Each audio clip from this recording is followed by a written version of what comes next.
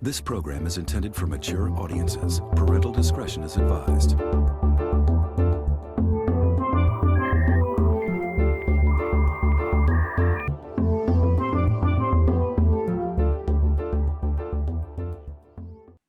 Alright, pre-testing some movie dogs.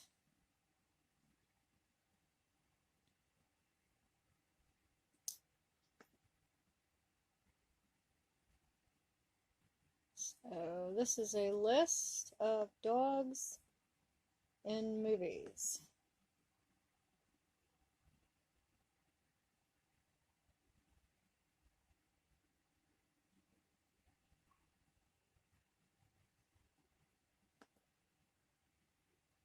Spicy pork cutlets. Okay, here we go. Here's a quarter cup all-purpose flour, dried thyme, dried sage, garlic powder, cayenne pepper, water, breadcrumbs, pork leg cutlets, butter, vegetable oil. Combine flour, thyme, sage, garlic powder, and cayenne in shallow dish. Beat egg with water. Place breadcrumbs on plate. Dredge pork cutlets in seasoned flour. Shake off excess. Dip in egg mixture. Then cut with breadcrumbs. Heat butter and oil over medium-high heat in heavy fry pan. Saute pork cutlets until browned and cooked about 1.5 minutes on each side. Pork cutlets.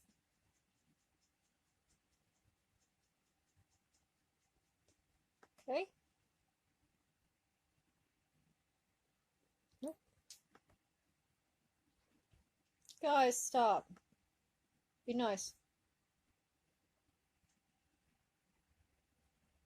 Area 51 contest page. This is the place for Area 51 contest information. Be sure to visit throughout the holidays for more contests and cool stuff. Moose! Moose! Lay down. God, my dog and cat are fussing with each other.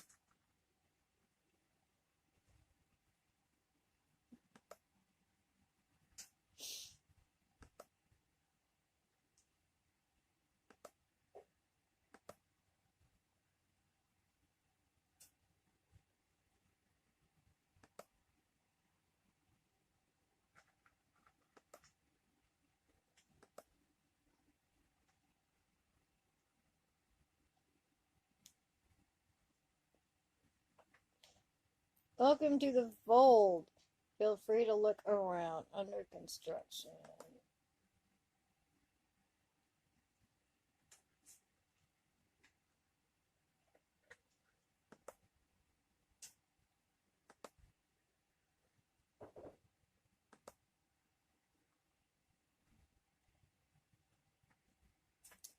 Warren's place. Pour a cold one, stay for a while. Hi, I'm Warren. Welcome to my homepage. Please read a little about me, visit my tribute page, and check out my photo gallery. Tribute to Coco. Oh, a Rainbow Bridge tribute to Coco. Oh boy. By the edge of the woods, at the foot of the hill, is a lush green meadow where time stands still, where the friends of man and woman do run, when their time on earth is over and done. For here, between this world and the next, is a place where each beloved creature finds rest. On this golden land they wait and they play till the rainbow bridge they cross over one day. No more do they suffer in pain or in sadness, for here they are whole, their lives filled with gladness. Their limbs are restored, their health renewed, their bodies have healed, with strength imbued. They romp through the grass without even a care, until one day they start and sniff at the air. All ears prick forward, eyes dart front and back.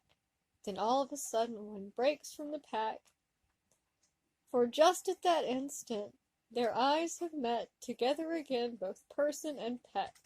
So they run to each other, their friends from long past. The time of their parting is over at last. The sadness they felt while they were apart has turned into joy once more in each heart. They embrace with a love that will last forever, and then, side by side, they cross over together. Oh. Oh. I had a dog that lived for 14 years. She died 3 years ago. And I think about her every day. I love that dog so much.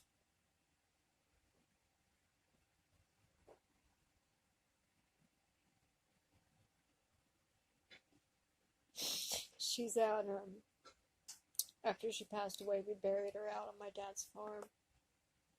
Oh, she really loved to run. We used to take her out there and let her just run around all she wanted. So, I thought she would like being out there. In sync are my angels.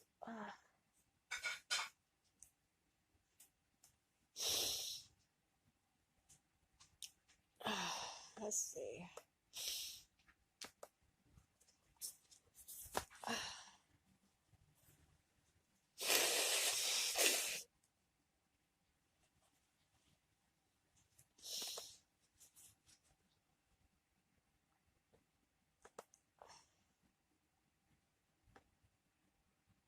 Hi, I'm Melanie. Well, as you know, I'm a huge NSYNC fan, and I hope you are too. Well, in this webpage, you may find some 411 on the guys. Well, I hope you enjoy looking at my webpage. Oh my god, the cat needs to come back in. Oh, you dive starved at the hungry. Okay, in the beginning, how NSYNC became NSYNC gagging. Yeah.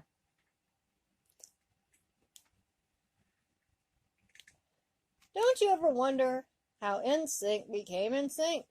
Well, the overnight pop sensation NSYNC all.org came from all over the world.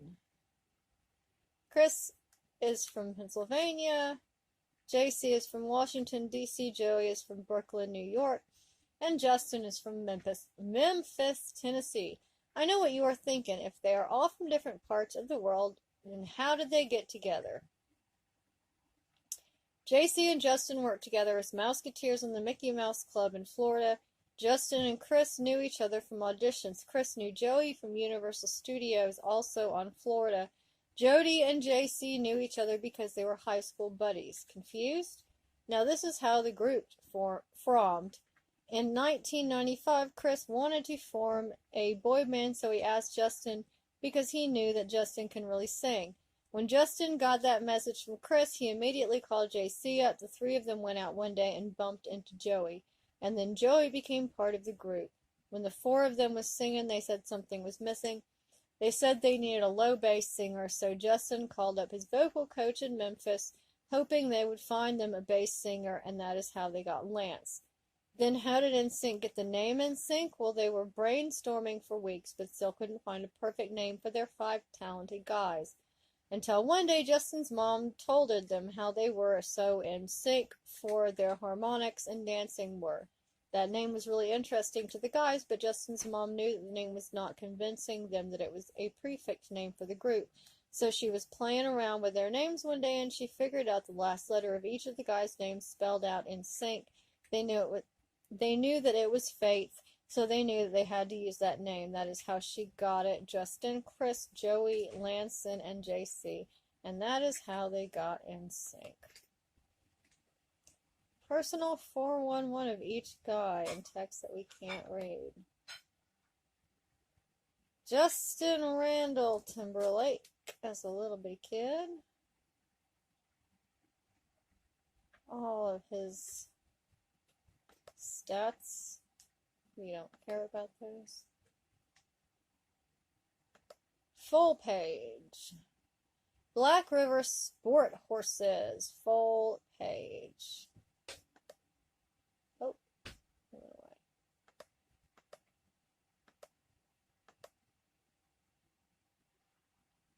So here's some pictures of bebies.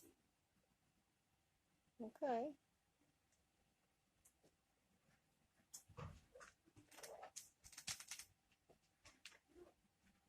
Jesus is Lord. Always. The story of me.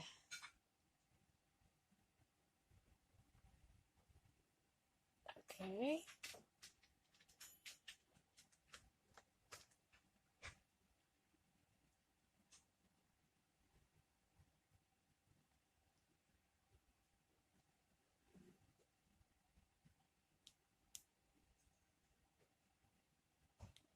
This is not National Geographic.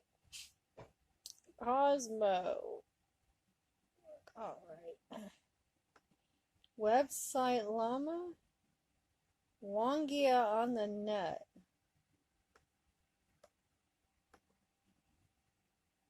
This is my old website, Old Fashioned Has, but it is said that it only has a lot of graphics, okay? If you don't want to go and click below, you'll return to the new website. What about the new website?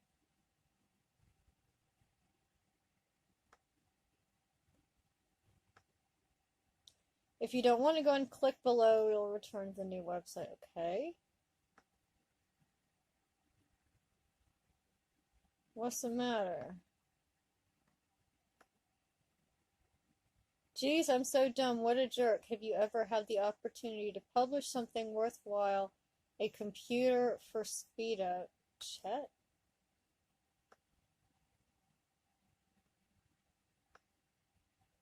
I've already prepared a page for Giant. I didn't arbitrarily publish the Pi tripod.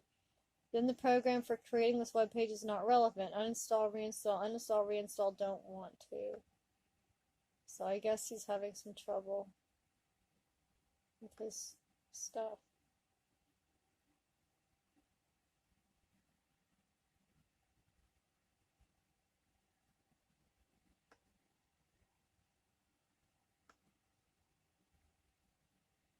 Various topics on electronic media in religion.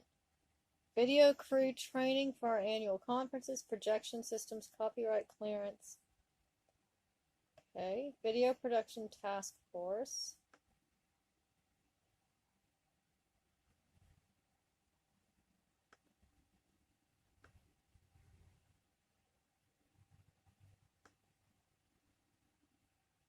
Topics currently under construction: worship in the 21st century, Christian education, Odyssey Channel, cable TV, television's impact on children. Unfortunately, it doesn't look like any of these work. That's too bad. That looked kind of interesting. Red Wolf's Den. This site is sponsored by GeoCities. Check out how to get your own free web page. This site is also a member of the Internet Link Exchange. Okay. This area is under construction. Sign my guest book. My friend's weird page does not exist.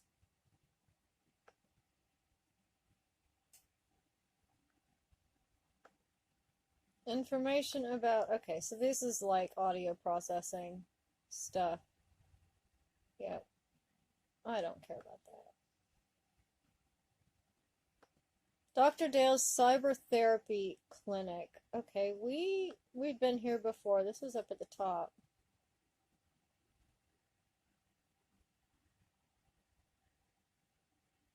Yeah, this is the same thing. Virtual Jubis. Welcome to Virtual Jubis. Peace be still. Nobody has made such an impact on the world as Jesus of Nazareth. From time to time, we will be adding to this page things that should honor him. 3 trees? Once upon a mountaintop, 3 little trees stood and dreamed of what they wanted to become when they grew up. The first little tree looked up at the stars and said, I want to hold treasures. I want to be covered with gold and filled with precious stones. I'll be the most beautiful treasure chest in the world. It must be a Christmas tree. The second little tree looked out at the small stream trickling by on its way to the ocean. I want to be traveling mighty waters and carrying powerful kings. I'll be the strongest ship in the world. The third little tree looked down into the valley below where busy men and women worked on a busy town. I don't want to leave the mountain top at all. I want to grow so tall that when people stop to look at me, they'll raise their eyes to heaven and think of God. I will be the tallest tree in the world. Years passed, the rain came, the sun shone, and the little trees grew tall. One day 3 woodcutters climbed the mountain. The first woodcutter looked at the first tree and said, "This tree is beautiful. It is perfect for me." With a swoop of his shining axe, the first tree fell. "Now I shall be made into a beautiful chest. I shall hold wonderful treasure," the first tree said. The second woodcutter looked at the second tree and said, "This tree is strong. It's perfect for me." With a swoop of his shining axe, the second tree fell. "Now I shall sail mighty waters," thought the second tree. "I shall be a strong ship for mighty kings." The third tree felt her heart sink when the last woodcutter looked her way. She stood straight and tall and pointed bravely to heaven, but the woodcutter never even looked up. "Any kind of tree will do for me," he muttered. With a swoop of his shining axe, the third tree fell. The first tree rejoiced when the woodcutter brought her to a carpenter's shop, but the carpenter fashioned the tree into a feed box for animals. The once beautiful tree was not covered with gold, with treasure. She was coated with sawdust and filled with hay for hungry farm animals. The second tree smiled when the woodcutter took her to a shipyard, but no mighty sailing ship was made that day. Instead, the once strong tree was hammered and sawed into a simple fishing boat. She was too small and too weak to sail to an ocean or even a river. Instead, she was taken to a little lake. The third tree was confused when the woodcutter cut her into strong beams and left her in a lumber yard. What happened? The once tall tree wondered. All I ever wanted was to stay on the mountain top and point to God. Gee, I think we know where the story's going. Many, many days and nights passed. The 3 trees nearly forgot their dreams, but one night, golden starlight poured over the first tree as a young woman placed her newborn baby in the feed box. "I wish I could make a cradle for him," her husband whispered. The mother squeezed his hand and smiled as the starlight shone on the smooth and the sturdy wood. "This manger is beautiful," she said, and suddenly the first tree knew he was holding the greatest treasure in the world. I like how the sex of the trees keeps changing. One evening, a tired traveler and his friends crowded into the old fishing boat. The traveler fell asleep as the second tree quietly sailed out onto the lake. Soon a thundering and thrashing storm arose. The little tree shuddered. She knew she did not have the strength to carry so many passengers safely through with the wind and the rain. The tired man awakened. He stood up, stretched out his hand, and said, "Peace." The storm stopped as quickly as it had begun, and suddenly the second tree knew he was carrying the King of heaven and earth. Yeah, they turn male when they get jobs. One Friday morning, the third tree was startled when her beams were yanked from the forgotten woodpile. If she gets to be a girl. She flinched as she was carried through an angry, jeering crowd. She shuddered when soldiers nailed a man's hands to her. She felt ugly and harsh and cruel, but on Sunday morning, when the sun rose and the earth trembled with joy beneath her, the third tree knew that God's love had changed everything. It had made the third tree strong, and every time people thought of the third tree, they would think of God. That was better than being the tallest tree in the world.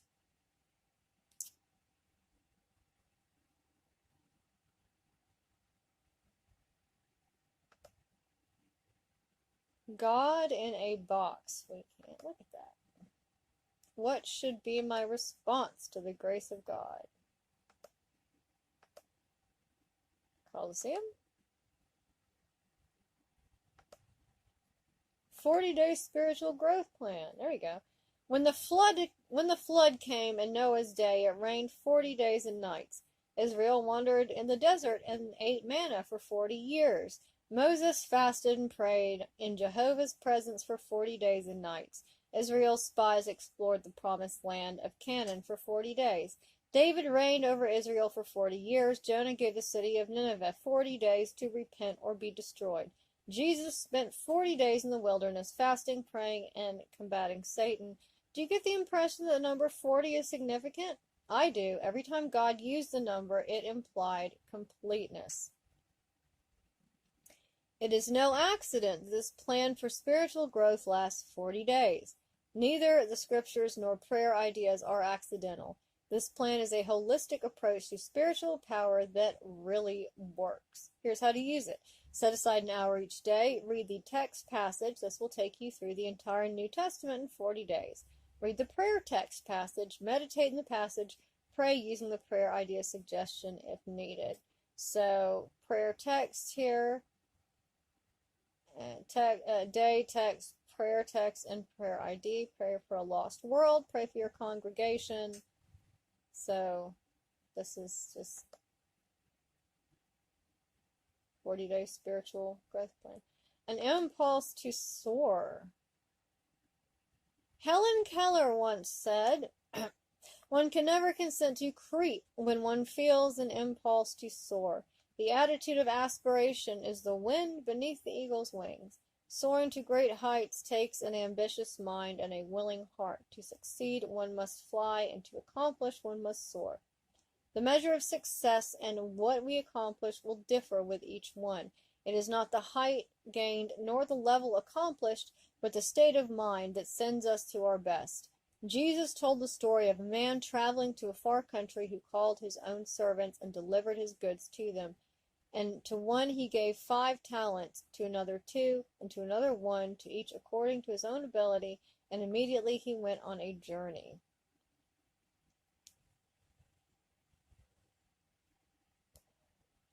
The story relates how the man with 5 talents and the man with 2 talents went and traded, making double what they had.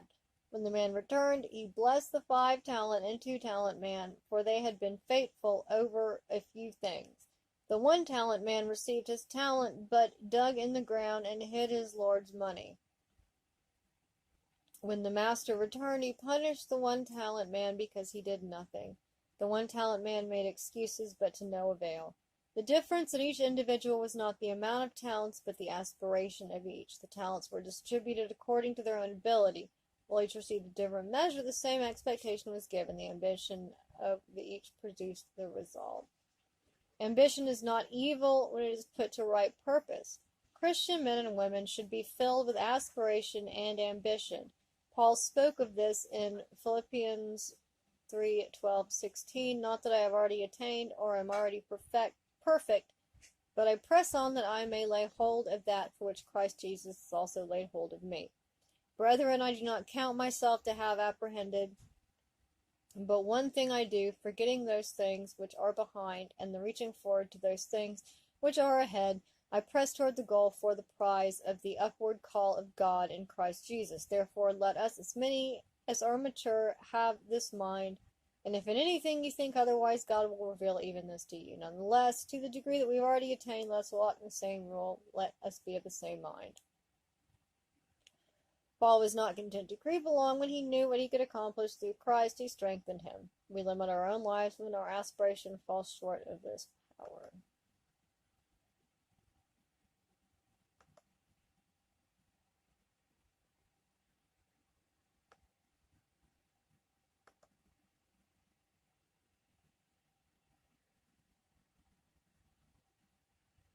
Jesus said, come to me, all you who are weary and heavy laden, and I will give you rest.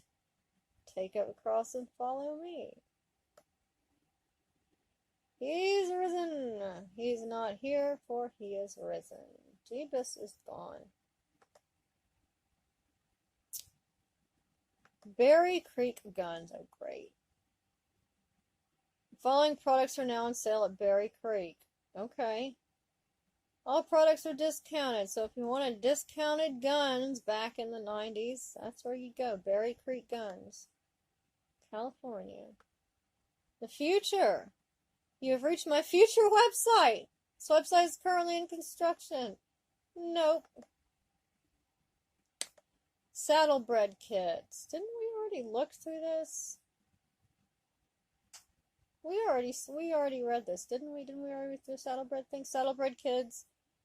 4 children of our own grew up knowing how wonderful the American saddlebred horse is. We produced this website in hopes that other children who love horses will come to know this breed as well. Watch for a new issue here every 3 weeks. Yeah, I am...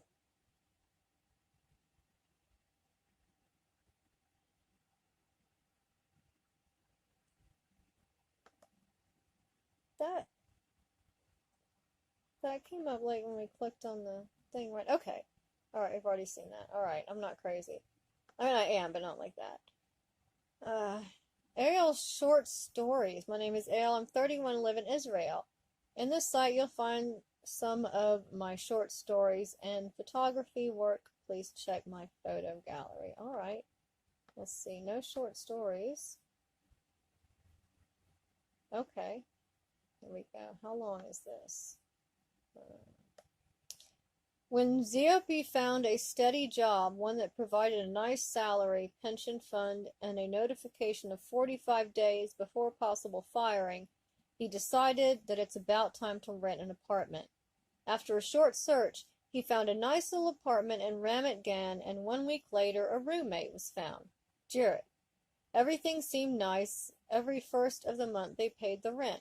Every 10th of the month his salary was paid, and once every 3 months mail brought Ziope his pension fund's status.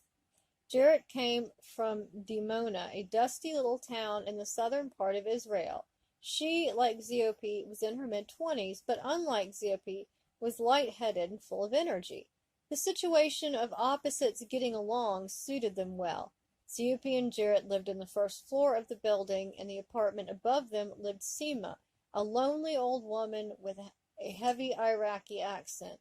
Seema, an ex-kindergarten teacher, had no one, no family, no friends, and not even a pet. She had only 2 things in her life, her apartment and some conversations she imposed on the people that came up and down the stairs. It was so irritating that Ziope and Jarrett, when arriving home, parked their cars as far as they could, sneaked in the entrance door, and went up quickly in the dark, key ready in their hands. They did everything to avoid her, but when they were caught, they knew that it would be at least a half-hour chat. Half an hour about her bad fortune and about the high payment to the house board. One night, Ziope and Jarrett sat in the balcony and had the daily small talk. The conversation was about their shaky financial situation and how they can improve it. They came out with the ideas that made them laugh. Ziope will be Jarrett's pimp, and they'll divide the money between them. Or maybe they'll rob a bank or something. Then Jarrett said, why don't we make ourselves seem as darlings? She will add us to her will. Judging by the way she walks and breathes, it won't be long until we have her apartment. Ziope, after her smile faded away, said, so why can't we just kill her, get ourselves in her will, and kill her? After an hour, they were seriously busy in planning their tactics. Dark.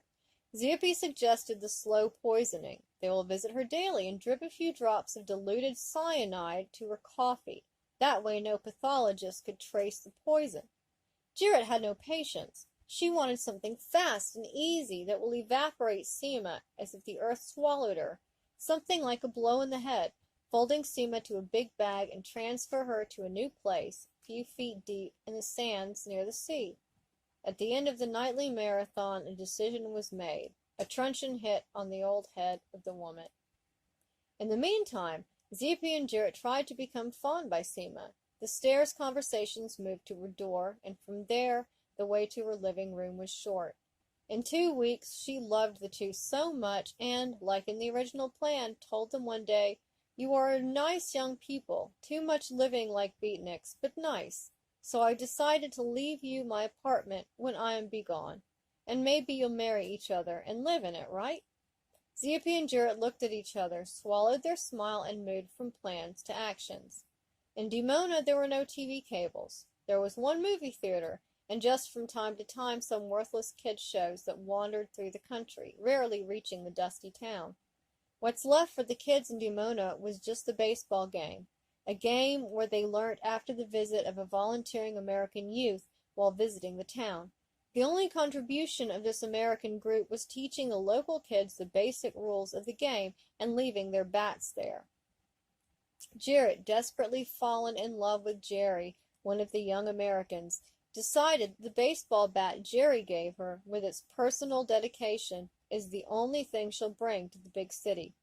The only thing that was left is to wrap it with a thick cloth for dimming the sound of the blow.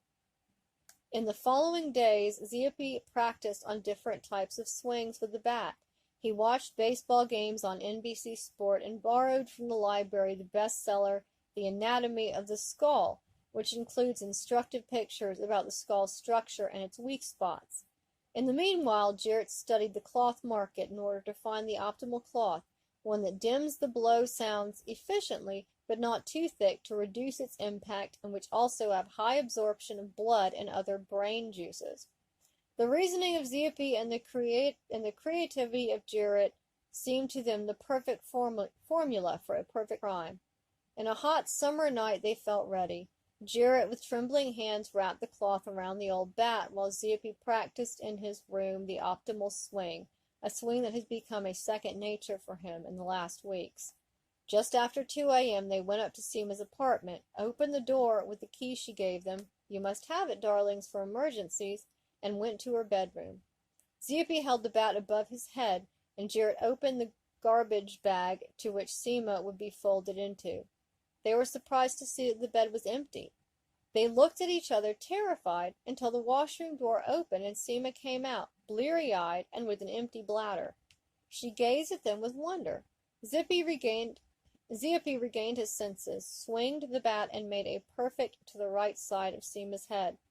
The sound of the blow was dim, yet decisive sound, but Seema stood still and looked at them with anger. Ziope and Jarrett felt as if they were dreaming.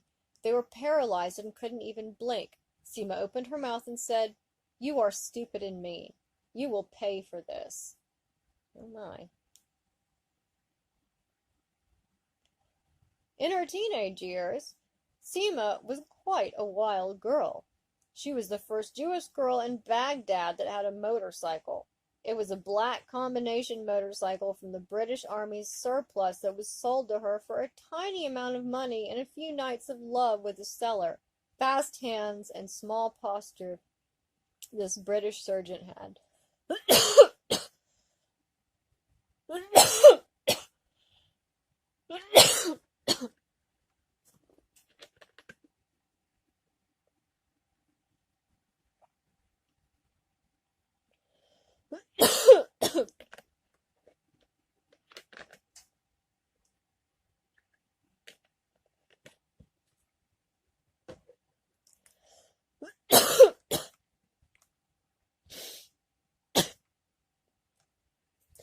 On one of her wild rides in the town's alleys, not far from the west bank of the Pratt River, a rice cart appeared from nowhere. Seema tried to maneuver it away from this dangerous situation, but fell down, her head hitting hard against the road.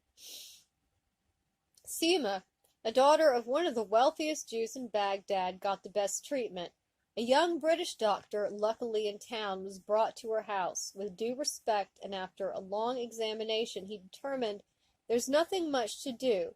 Most of the areas of the skull are ruined, and Seema will not survive the next days with a bare brain. But, he added, there is a new treatment I am willing to try, a restoration of the skull with platinum. Nadchi, the worrying father of Seema, ordered his servants to dig the valuable metal in the remote mountains near the Turkish border. After 10 days, they were back with a dozen pounds of pure platinum wrapped with smooth silk. The operation was scheduled for the end of the day. At sunset, Seema's room was filled with oil lamps, bowls of hot water, and clean flannels.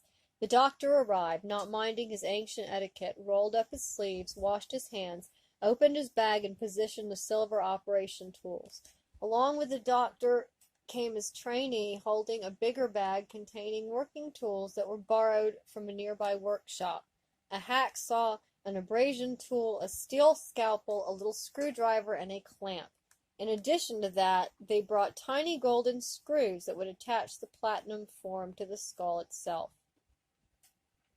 Those screws were built by a local goldsmith who received their design by the telegraph from a well-known goldsmith in Damascus. Even the town's blacksmith was drafted to the operation. A few days before, he came to Seema's house and measured the missing areas of the skull, those that were smashed in the accident. By those measurements, he infused and formed the platinum piece in order to cover exactly the exposed area of the brain. Everything was ready. The British doctor began the complicated operation, which he only knew about from an article in an American magazine. With 2 bottles of arrack mixed with each other, Seema was made into a deep unconsciousness. The doctor cleaned with tiny panchet the skull's drops that were still attached to the exposed brain. It was a gentle, slow work.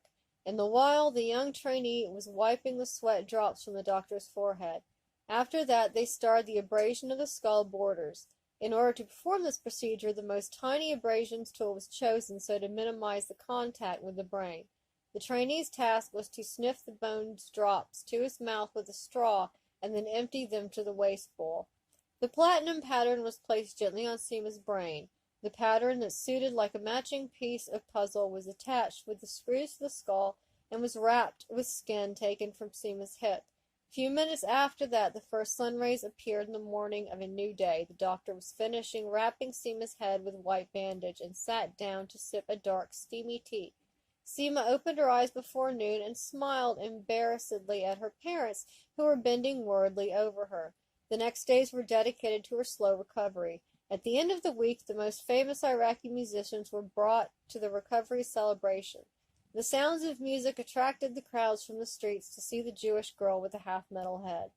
For many months after the operation, brave little street boys went after Seema, asking to knock on her head with forks, ladles, backles, horseshoes, and other metal tools to hear the pleasant sound of the platinum on her head.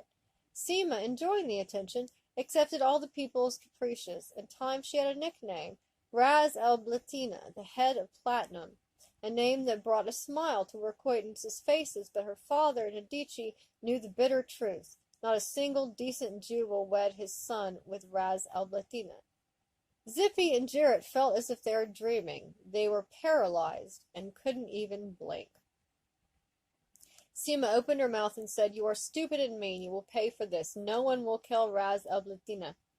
Then a sweet smile spread across her face, and she said, "Why don't we sit in the living room? We'll sit and talk. I will make some tea." Zippy and Jarrett went after her as if they were hypnotized, and sat one near the other on the sofa. After a while, Seema joined them, holding a tray with little hot cups of tea. They couldn't believe their ears. Seema tenderly and gracefully had an ultimatum for them. She can call the police, or they can sign a contract which says that Zippy and Jarrett will be her loyal slaves for the rest of their life. Just before 3 a.m., the contract was ready and signed by all parties. Zippy and Jarrett, feeling as if they gained their freedom, couldn't imagine how their life will turn into living hell. In the following days, they were ordered to do hard yet simple tasks. Do the shopping for Seema, cleaning her apartment, or reading her the newspaper while she is resting in her bed, closing her eyes with joy.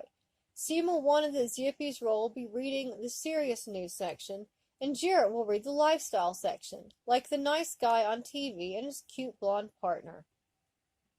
In time, the task became more and more bizarre.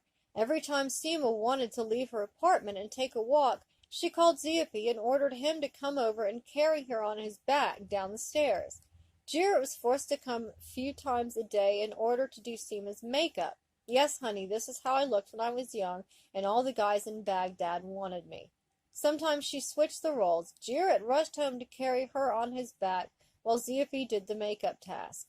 When the situation became unbearable, Zippy and Jarrett had to quit their jobs and dedicate all their time to Seema. Their financial situation became impossible, and they had to leave their apartment and move into Seema's moldy living room. On the rare visits of Seema's friend, Noga, the two old ladies had a royal treatment. Zippy and Jarrett carried the two on their backs from the living room to the washroom, and from there again to the living room for another rummy game, and from there to the bedroom for a nap. The rumor was spread, and Seema became popular in the elderly community of the city due to her two loyal slaves. Seema's apartment was filled with smiling old people who came to play rummy while riding the back of the two slaves. After a while, their role was limited only to carry Seema and her old friends. Long conversations were held on the back of Zippy and Jarrett, and sometimes even some rides to the neighborhood when the weather was nice and little children were running around them giggling. One evening, hanging on Jarrett's back, Seema announced decisively, "Once I was a kindergarten teacher, and it was nice. I had many nice kids there. Now I want to be a kindergarten teacher again, and you two will help me, because I am old and this might be difficult." The next morning, The three of them went out in order to find a place for the new kindergarten, Seema's kindergarten. At noon they found a nice place, and Seema said that now they have to find some facilities that will make the kids smile. I want some old car wrecks, the way the kids will sit in those cars and imitate real driving. This is good for their intelligence. Ziupi remembered that his cousin, Kolmanka, is working as a secretary in a car lot, the kind of lot where they crump and squeeze old deserted cars. When they reached the lot, Seema saw the dozens cars that were led to be squeezed and joyfully said, "Yes, we'll take 3 or 4 cars from here to Seema's kindergarten." She insisted of riding on Jarrett's back while Jarrett herself had to ride Ziupi's back. "Yes, we will just be like the Tower of Babel." This weird human tower came into the lot. There were piles of deserted old cars, and in the center rised a high crane with a huge magnet on its end for carrying the cars from pile to pile. The crane moved very fast from right to left. It was the end of the busy day. While hanging around between the piles of cars, the crane with the magnet moved over the gang. The next few seconds were horrible. The huge magnet sensed Seema's platinum head and stopped immediately above the triplet. In a split second, Seema felt how she sucked up toward the magnet. The fear caused her to tighten her legs to Jarrett, and Jarrett clutched her legs around Ziupi's hips. There they were, panicking, hanging in midair, attached to each other. The heavy weight caused the ancient golden screws in Seema's head to loosen up with a creaking sound. A crack appeared in the connection points of the platinum to the skull.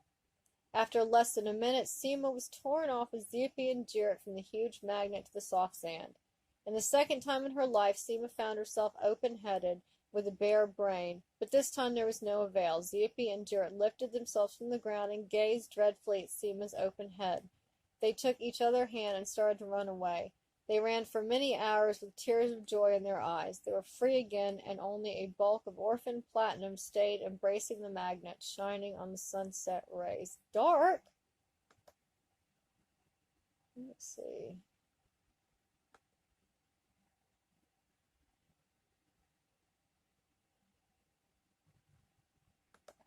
What is it? One Night in a Strange City. Let's look at this. For many months, Yud had a repeating dream. It was about a night in the city park, and Yud was walking up the hills of the park. He was surprised to see how crowded the park was in the middle of the night. Not only that it was crowded, there were happy, cheerful families, kids playing all over, barking dogs, smelly barbecues, and everything was shining with the help of huge projectors. After a while, a suffocating feeling engulfed him, so he stayed looking for a quiet spot.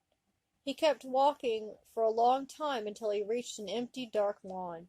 He sat down, but then he saw a narrow path behind the trees. His legs took him down the path to an old basement.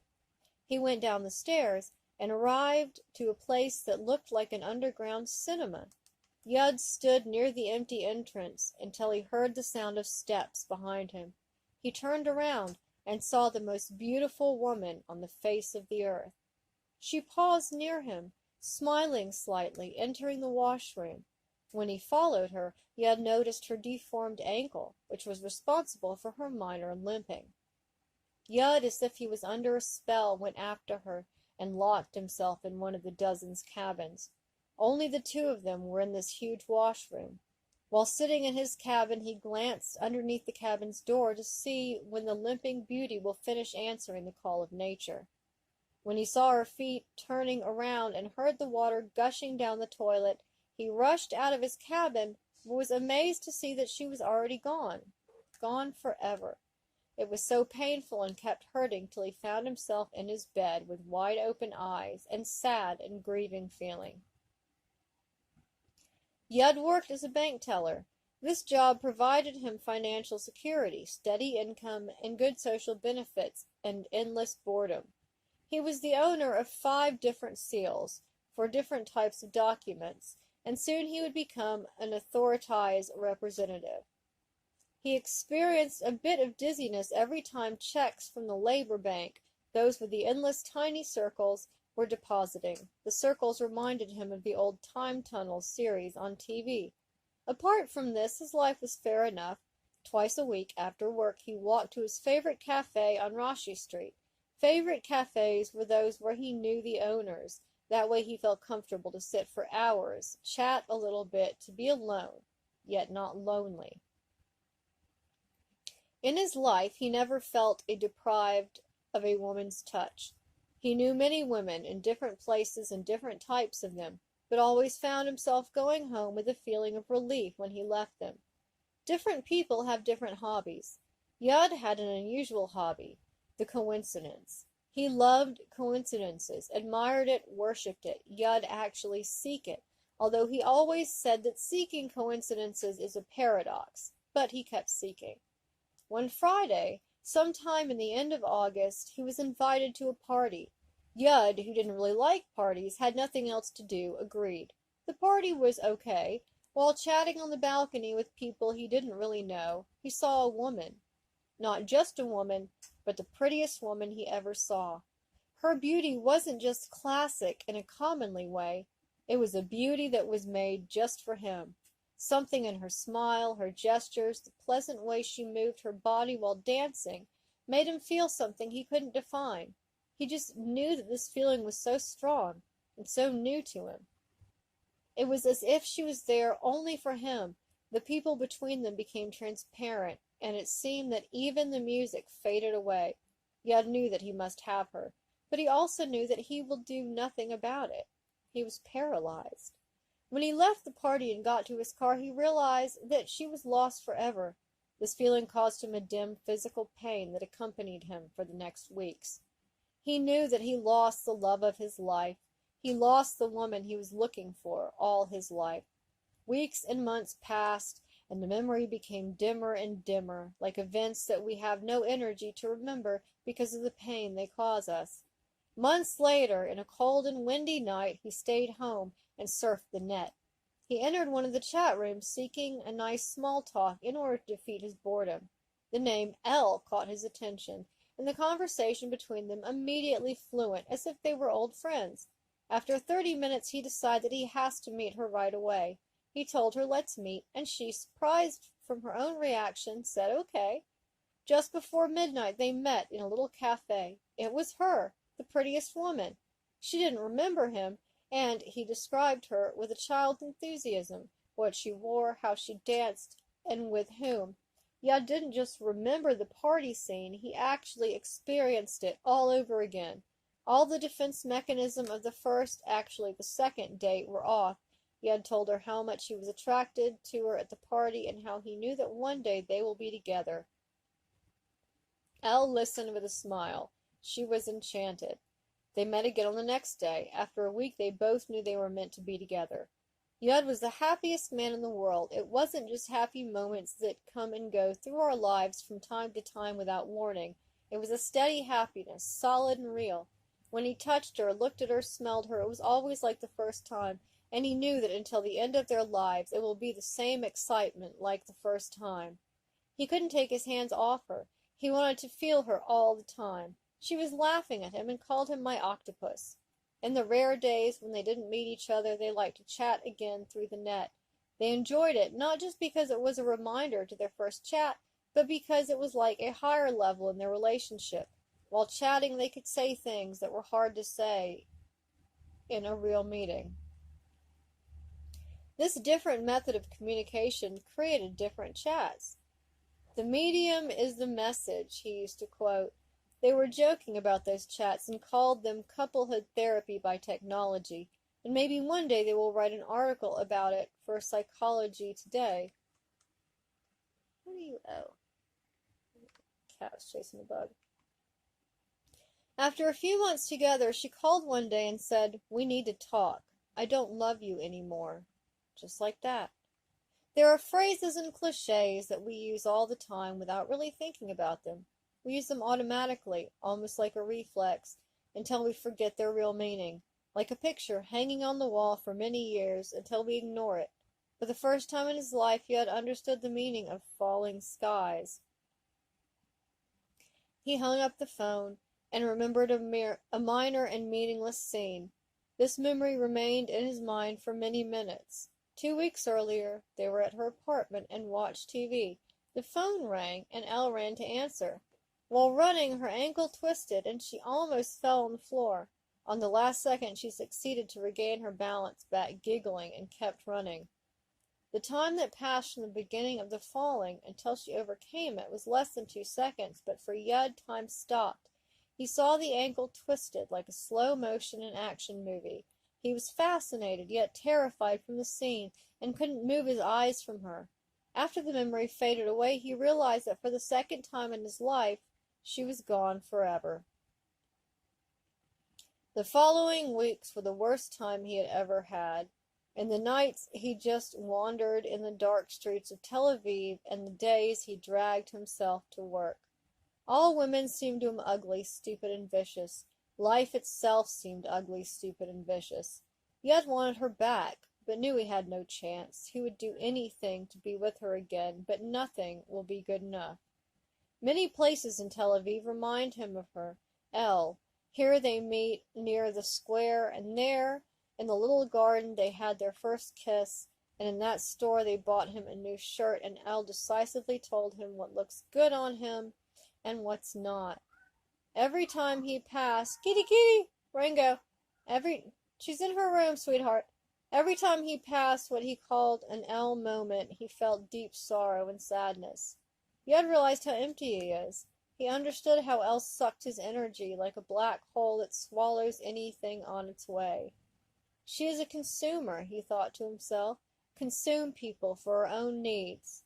But he loved her so much with all his heart.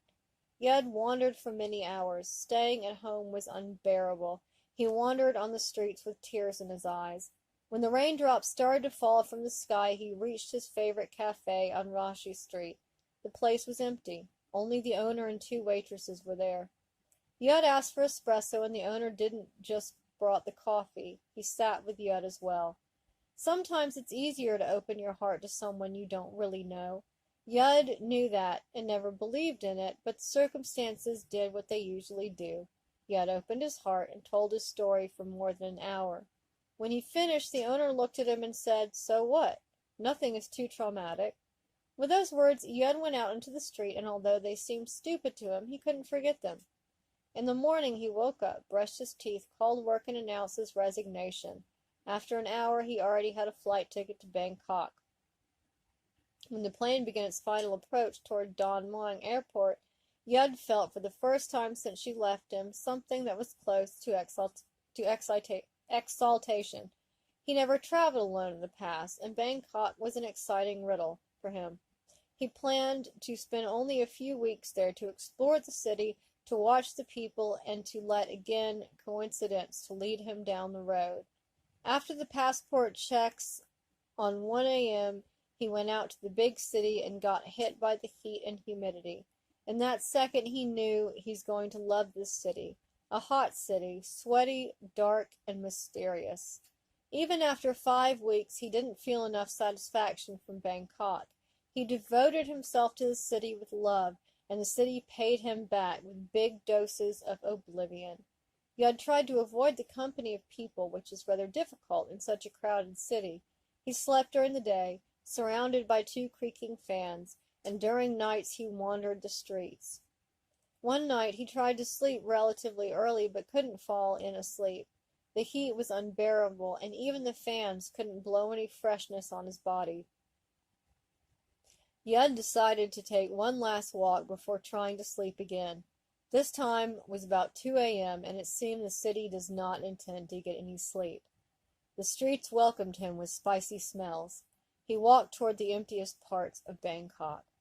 He never planned his course, just walked.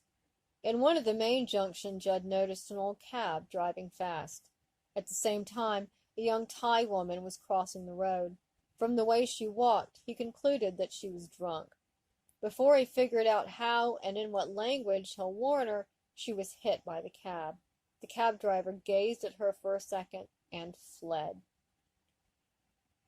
The drunk girl, probably one of the many homeless, was lying on the black asphalt and tried to get up when you had reached her. Gently he raised her from the road, and together they dragged themselves toward the safe pavement. She seemed to be not more than 16 or 17 years old. Her body was quite dirty. They sat on the edge of the pavement silently. It was stupid to start a conversation in a language that will be meaningless to both of them. Yud nozzles senses the sweat that was shining on her skin. It was pleasant. He was surprised to feel aroused for the first time since Elle left his life. The girl smiled at him, like apologizing for the inconvenience she caused him, and spread her fingers in front of her mouth. Yud understood and pulled out 2 cigarettes. For many minutes they just sat and smoked. 2 different worlds that coincidence brought together and played with them its meaningless game. When the flame reached the filter, they felt the bitter taste and squeezed their cigarettes with hesitation. Her lips reached his, her injured leg bounded around him, and their bodies were attached. Jed was led by the burst of vitality until he reached the point of no return, point that has no past and no future. Then he stood up and started walking. The sunshine beams began painting haziness over the city, and Yud kept walking. As time passed, he felt more and more unexplained joy. Every step made him cured, and for the first time in many weeks, a first smile spread across his face.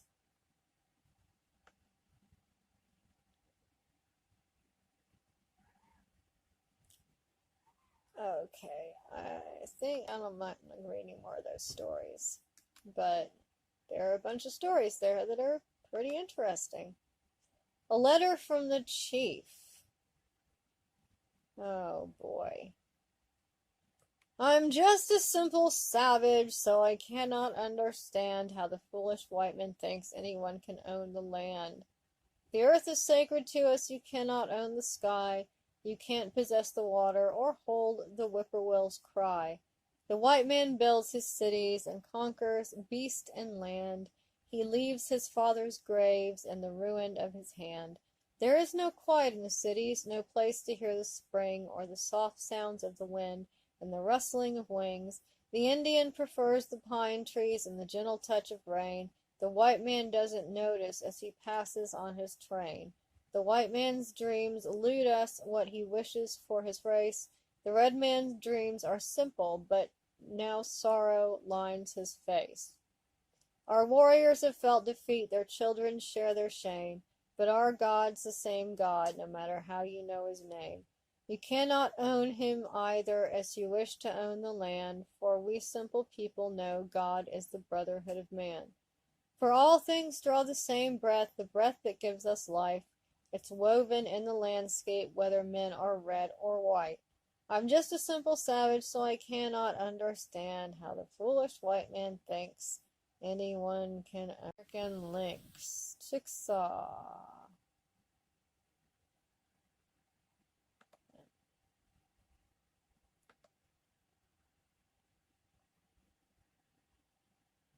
Native American genealogy. Oh, we don't need to look through that.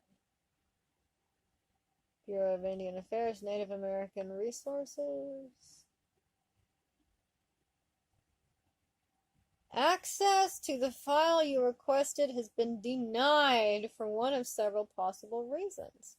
You requested a file that lies in a directory to which we have restricted access. Access is denied to a few domains that have a history of unwanted behavior from their users. The file you requested is restricted from access by the agent that you are using. In particular, no access to any file except the robots.txt file is allowed to any user if the user agent is not passed on my server.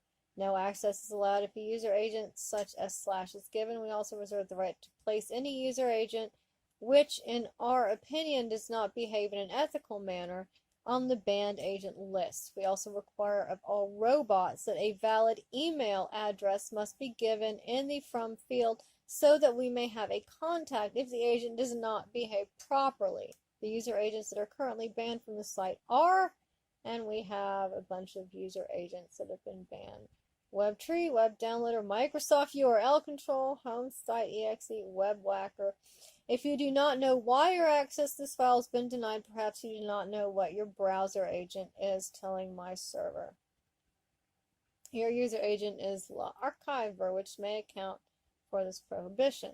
Why have we taken this action? Over the past few months, we have suffered a very high incidence of robot attacks upon this server. As a response, we have installed a new server, Apache, which gives us more control over the access to the site. In particular, many automatically operating programs, intelligent agents, or robots, are being set loose on the net, most poorly coded and not ready for prime time. Others operate on principles that we do not accept.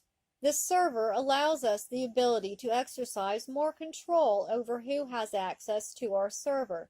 For example, many new agents do not announce themselves to the server by sending a name for themselves, since the effect of such an agent, which of course rarely requests or obeys the robots.txt file, is harder to evaluate. No access is allowed to anyone unwilling to tell us the name of the user agent. New log file formats will allow us to identify and track robots that do not request and comply with our robots.txt file and to exclude those agents. We have no wish to restrict the development of new services on the web. However, at the same time, we do not intend to be the experimental subjects for this development effort. We suggest that these developers test their products on their own servers. We are certainly willing to give access to responsibly designed and operated agents. We all use the major search engines. We fully understand the need for libraries and other information services to use agents to maintain their pages of links. We do the same, but there are also many newly self-appointed information services whose value has yet to be determined. Those services feel perfectly free to execute what amounts to denial of service attacks on servers at will. We have put in place scripts that are regularly executed and which provide us with a monitor of the access requests to the site. It is easy to spot any unusual pattern of access requests and to pinpoint the source. The cause of the unusual activity will be summarily dealt with. One recent instance of this behavior originated with a commercial gateway which apparently decided to cache a small part of this server for their employees. This section of our server normally gets fewer than 100 pages accessed per day.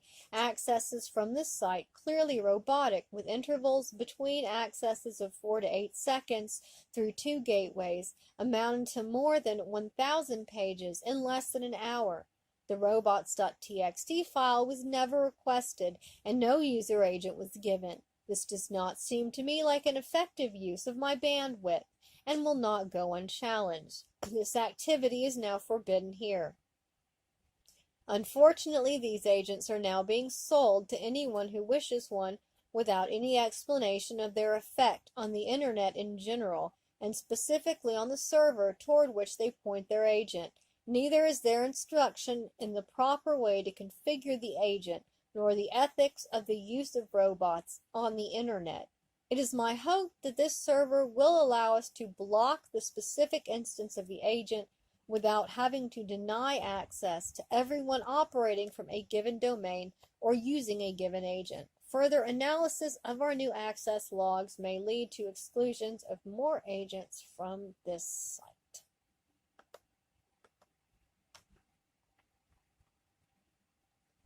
Welcome to my new home on the web.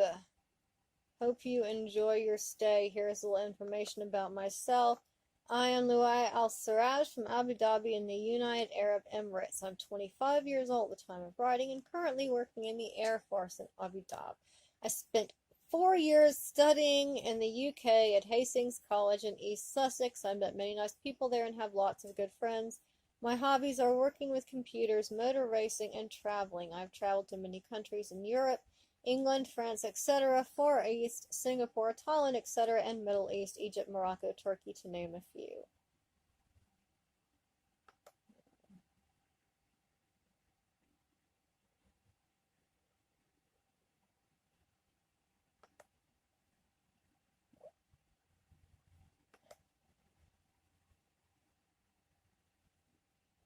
The Realm of Stunt Gods and Goddesses, featuring profiles, photographs, links, articles, and interviews with martial arts / action stars and stunt people. Click on the Taekwondo champion I wouldn't fight with for anything to get to this site.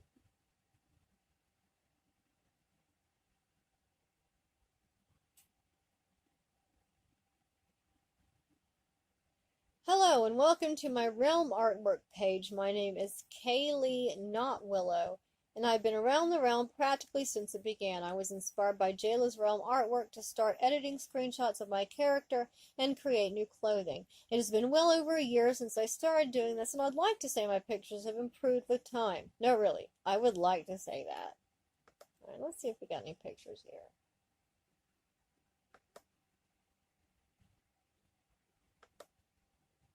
Unfortunately, no.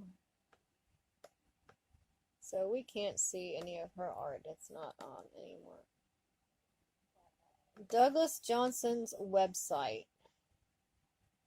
Hello, this website tells a bit about me and my life. Hope you enjoy it. Feel free and email it should you find some items of interest. Douglas Johnson.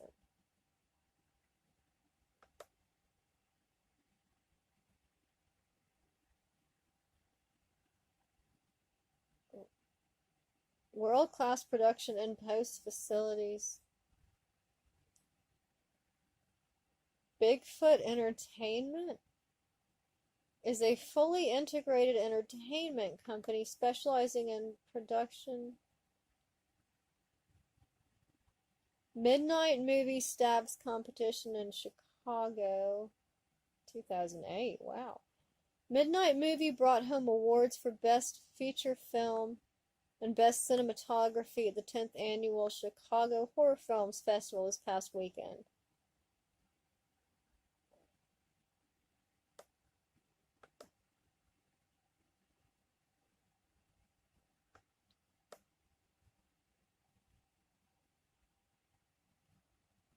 Open casting calls for 2010 projects.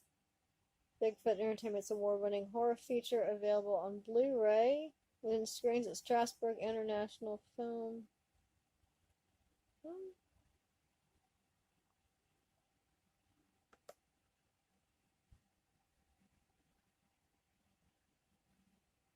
Okay, so they're feature films here. Midnight Movie.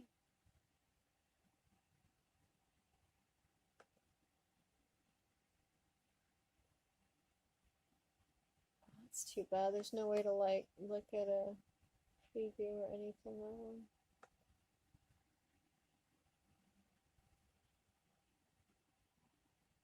that. Oh, maybe. Wait. Okay, no, it's just like up here. Alright, synopsis. Midnight Movie will have audiences squirming in their seats as the killer from the movie emerges from the screen to hunt down each viewer one by one before dragging their dead bodies back into the film to be tortured for eternity. Interesting. At a rundown theater in a sleepy suburban town, a group of friends get together for a midnight screening of an early 1970s horror film.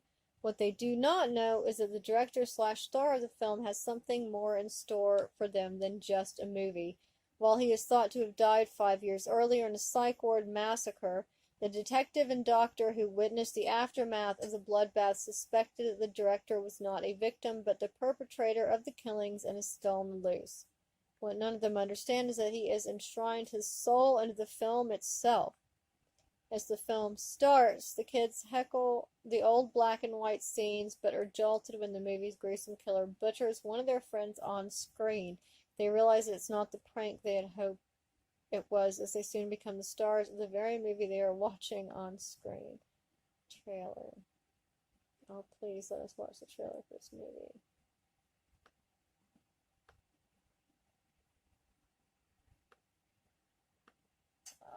No.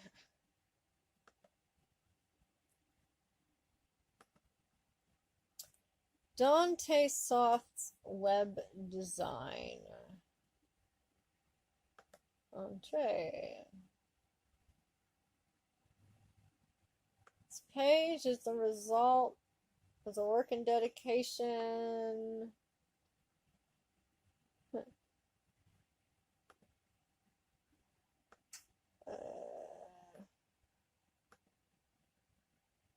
Okay, whatever.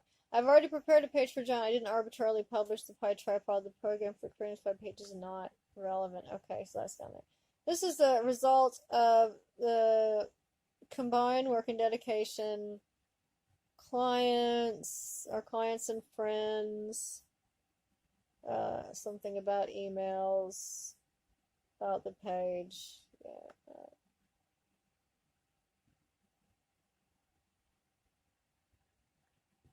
I need a cup of coffee. Okay. Well, that's all that's broken anyway. Okay, down here. Jin Yong fanfiction page. Hello everyone, welcome to the Jin Yong fanfiction page. This is the single spot on the net where you can submit stories based on Jin Yong characters in English. Who is Jin Yong? Louis Cha Liang Yong was born in Hangzhou. He is a native of Hanging, Jing province. After completing his primary education, Louis entered the Jisang High School in Zhejiang province. I'm just murdering this today. Upon graduation from high school, he was admitted to the Faculty of Foreign Languages of Chongqing Central University and then transferred to the Faculty of Law Donghua University, majoring in international law. Louis was an avid reader since his youth. His favorite books include Charles Dickens' A Christmas Carol, which remains to this day among his favorite books, and Alexander Dumas' Musketeer epics. Owing to his wide reading of English books, Louis obtained the best scores in English at college. In fact, Louis worked for a time as an English translator for Ta Kung Pao newspaper. Louis moved to Hong Kong and worked for Ta Kung Pao there. He later joined Sin Wan Pao also. In the late 1950s, Louis worked as a scenarist director with Great Wall Movie Enterprises Limited and Phoenix Film Company, with special focus on writing plays and movie reviews. Louis was involved in the film industry for the better part of his life. From the numerous adaptations of his stories into movies and television serials, we can see that he was particularly fond of the entertainment industry. The Ming Pao Saga. In 1959, Louis Cha started Ming Pao Daily News and acted as the paper's director. His partner in this endeavor was his close friend Shen Baxin. Since 1966, he also launched Ming Pao Monthly, Ming Pao Weekly, and also Ming Pao Evening News. In 1991, Ming Pao Group Limited became a public-listed corporation under the leadership of Louis Cha, who was chairman in the board of directors. He officially sold the corporation to Yu Pin Hai in 1993 and retired. To honor his contribution to the journalistic world, Louis Cha was given the title Honorary President of Ming Pao Enterprises Company Limited. Louis Cha had also worked as an executive member of the Basic Law Drafting Committee and Consultative Committee of the Hong Kong SAR since 1985 and resigned on May 20, 1989. Throughout his life, Louis longed for a more civilized world with a legal system which is more humane and less oppressive. Louis was also a panel member of Legal Reform Committee, the Association of International Press and Academician of the Modern China Research Center of the British Oxford University. He was appointed member of the Preparatory Committee of the Hong Kong SAR in December 1995. He was awarded the title of OBE in 1991. He was awarded honorary doctorate of Hong Kong University in 1986 and invited to work as honorary professor of the Faculty of Chinese Language and Literature of Hong Kong University in 1989. He was awarded honorary citizen of Jiaxing City in 1994 and engaged as honorary professor of Beijing University in October of that year. In November 1996, he was appointed honorary professor of Zhejiang University and senior advisor of the People's Government of Jiaxing City. He donated HK 1 million for disaster relief in July 1991 and HK 3 million to build a library at Jiksang School of Higher Education in 1993. In 1994, he donated HK 200,000 to the school's library to purchase books. The property of his family is estimated at 1.2 billion by December 1995. Despite the many achievements of this illustrious man, Louis Cha will always be fondly remembered primarily for his novels, which are treasured by millions of readers all over the world. Louis Cha started writing novels under his pen name Jin Yong in the year 1955. His first novel was called The Book and Sword, Gratitude and Revenge. He wrote a total of 14 novels and one short story. He completed his final work, Duke of Mountain Deer, in the year 1972 and spent the next 10 years or so editing his works. The diagram on the right shows the names of the 14 novels.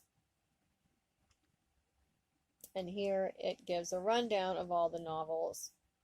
But I think this is getting a bit long, so if you want to read up about this author, I suggest you look him up yourself. Let's see. Puppy. Welcome to the home of Kinder Scout Shih Tzu, located in the Austrian state of Victoria. Wah, wah.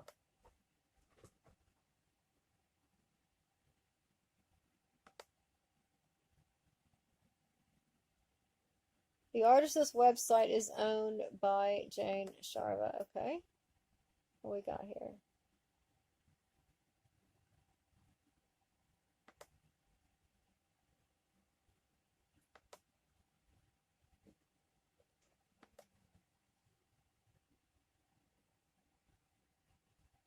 Nothing. We got nothing there.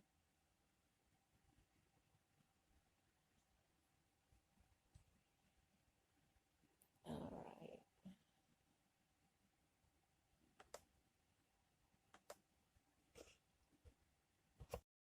If you'd like to make a call, please hang up and try again. If you need help, hang up and then dial your operator.